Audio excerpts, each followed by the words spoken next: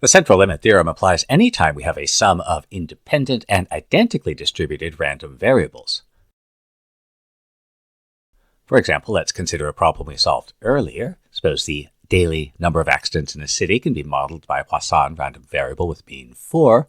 Assuming that we have independence, then find the approximate probability that at least 6496 accidents occur during a period of 1600 days.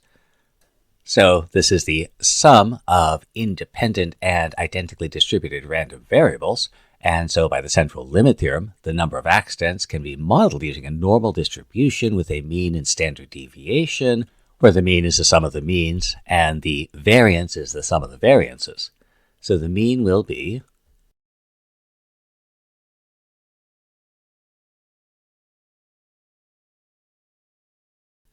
and remember that for a Poisson distribution, the mean and the variance are the same. So the variance will be, and so our standard deviation will be. Since we're using a continuous distribution to approximate a discrete distribution, we should use a continuity correction.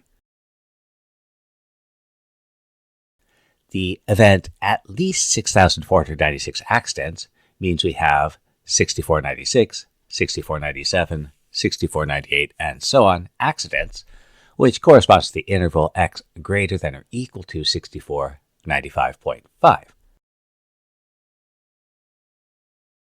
And so our z-score will be,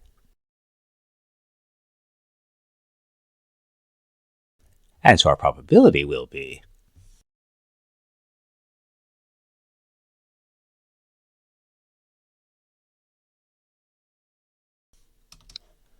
or let's consider another example. Let's suppose x and y are the number of hours a randomly selected viewer watches movies and sporting events, where we have our expected values, our variances, and because these are not necessarily independent, we also have the covariance.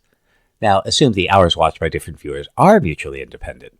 If 100 people are selected at random, find the probability the total viewing hours is less than 7,100. So here we'll introduce a new random variable, let z be the total number of hours watched by an individual viewer. Then the expected value of z is the sum of the expected values.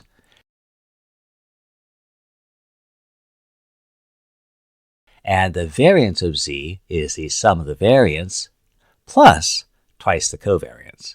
And so that gives us, and so we have the mean and the variance of z. And again, by the central limit theorem, since we're looking at the sum of independent random variables, then we can approximate that sum using a normal distribution, where our mean is the sum of the means, and our variance is the sum of the variances, and that gives us our standard deviation. Since the number of hours, time, is continuous, we don't need a continuity correction, and so we can just find the probability that our total is less than 7,100. And it gives us our z-score, and we can then use that to find our probability, which will be, or let's consider the following problem where our claim amount is 0, 1, or 2 with a given probability, and our premium is 125% of the expected claim amount. Let's find the approximate probability that the total claims on 76 independent policies exceed the total premium collected. Again, since this is the sum of independent and identically distributed random variables, the central limit theorem applies, but we do need to find the mean and the variance of the underlying distribution. Since it's a discrete distribution, we can compute these directly. The expected value of x will be,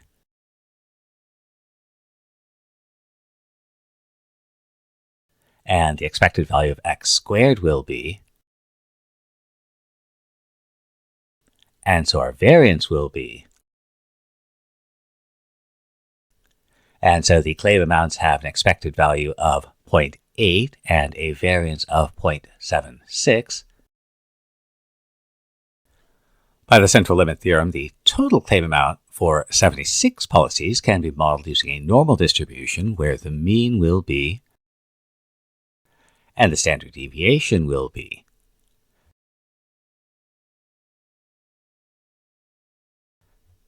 the premiums collected is 125% of the expected claim amount. So that will be,